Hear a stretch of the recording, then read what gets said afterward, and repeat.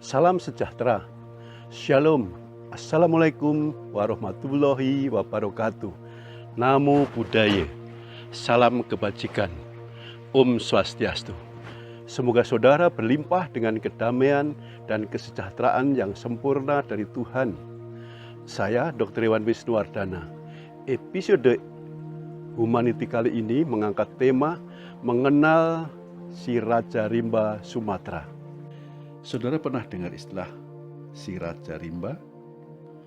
Benar jawaban saudara, itu pasti harimau. Ya, harimau Sumatera. Nama ilmiahnya Panthera tigris sumatrae. Kenapa disebut Raja Rimba? Raja Rimba itu kan penguasa, sebab dia memang predator tertinggi dalam ekosistem alam hutan tropis di Sumatera. Tidak ada makhluk lain di dalam ekosistemnya yang mampu mengalahkan dia dan yang bisa memangsa dia. Maka diidentikan sebagai penguasa tertinggi dan orang menyebutnya si Raja Rimba. Masyarakat di Sumatera pada umumnya memandang hewan pemangsa atau predator ini sebagai hewan yang menakjubkan dan karismatik. Masyarakat Sumatera sejak dulu mempunyai hubungan khusus dan sangat menghormati hewan satu ini.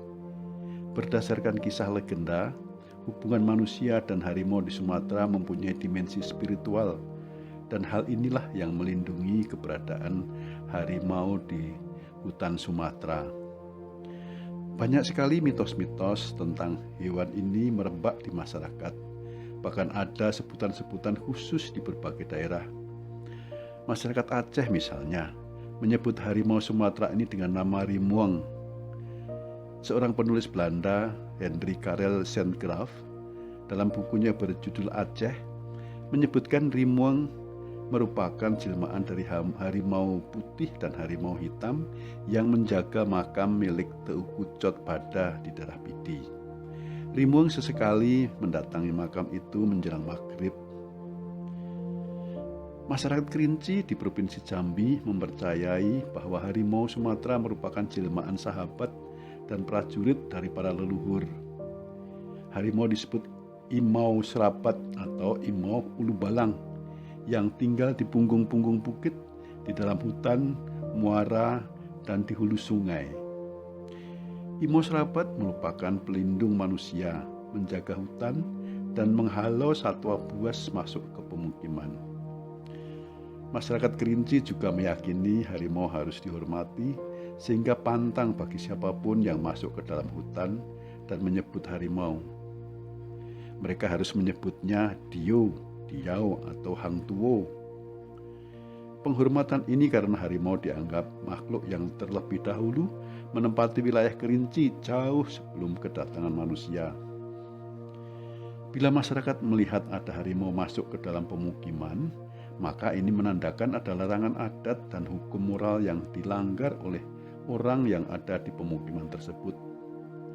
Berbeda dengan masyarakat Kerinci, di Sumatera Utara, harimau Sumatera disebut ompung, yang berarti kakek dalam bahasa Batak. Sebutan ini merupakan tanda hormat kepada orang yang dituakan. Ada juga legenda Batak, Babayat Setelpang, yang mengisahkan tentang harimau pincang yang menjaga ibu serta seorang anak yang diasingkan ke dalam hutan. Legenda ini mempengaruhi perilaku masyarakat di sana yang meminta izin saat memasuki hutan atau ladang kepada Babayat Setelpang sebagai penguasa hutan. Masyarakat Batak Mandailing di sana juga percaya bila ada harimau memasuki pemukiman, itu artinya ada orang di pemukiman tersebut yang melakukan hal yang dilarang. Lain lagi di daerah Minangkabau, Sumatera Barat. Harimau Sumatera disebut Datua atau Nyak. Datua adalah sebutan untuk orang yang dituakan dan dihormati dalam adat, dan Nyak yang artinya kakek dalam bahasa Minang. Datua pun menjadi inspirasi aliran ilmu bela diri di sana, yakni silet harimau atau silat harimau. Terdapat pula mitos yang mengatakan bahwa pesilat yang menguasai silet harimau dapat berubah wujud menjadi harimau. Itulah mitos-mitos yang ada di masyarakat Sumatera, bahwa satwa harimau sangat lekat dengan budaya yang ada di masyarakat di Pulau Sumatera. Sama juga ada mitos-mitos di dunia barat sana yang mengisahkan manusia erat hubungannya dengan serigala. Yang pasti harimau Sumatera adalah hewan predator, karnivora, masuk dalam keluarga Felidae, dalam genus Panthera, spesies Panthera tigris, subspesies Panthera tigris sumatrae. Mari kita pelajari lebih jauh siapa itu Raja Rimba. Harimau Sumatera atau dalam bahasa Latin disebut Panthera tigris sumatrae merupakan satu dari 6 subspesies harimau yang masih bertahan hidup di muka bumi. Harimau Sumatera termasuk satwa langka yang juga merupakan satu-satunya subspesies harimau yang masih dipunyai Indonesia setelah 2 saudaranya, yakni harimau Bali dan harimau Jawa yang sudah dinyatakan punah. Hewan karnivora ini hanya dapat ditemukan di Pulau Sumatera, termasuk dalam klasifikasi satwa kritis yang terancam punah atau critically endangered dalam daftar merah spesies terancam yang dirilis Lembaga Konservasi Dunia IUCN. Populasi di alam liar diperkirakan tinggal antara 500 hingga 600-an ekor pada tahun 2019. Masyarakat di Sumatera memiliki banyak legenda dan mitos-mitos dengan harimau Sumatera ini.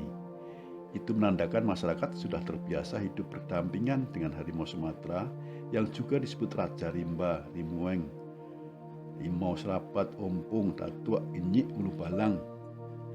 Dalam perkembangan zaman, penduduk bumi berkembang sangat pesat, tak terkecuali di negara kita Indonesia tentunya.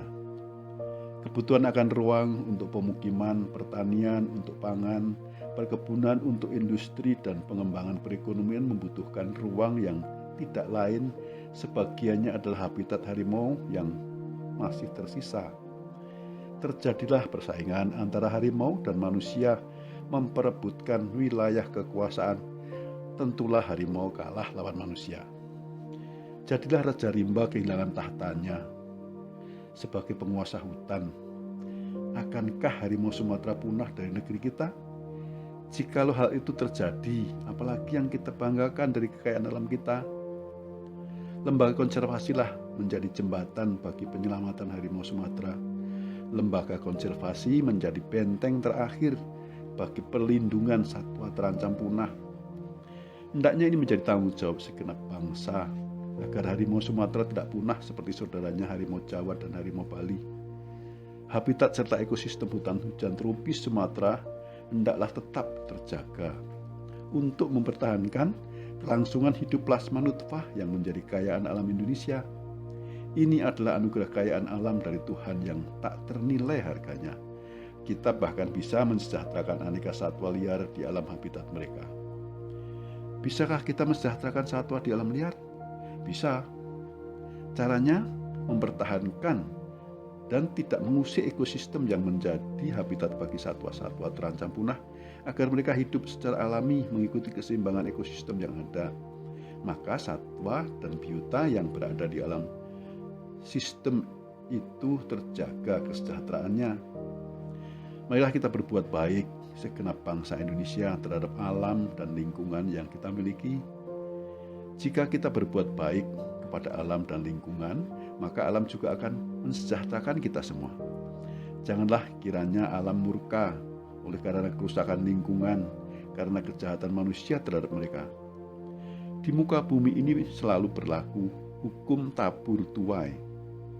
Apa yang ditabur, itulah yang dituai.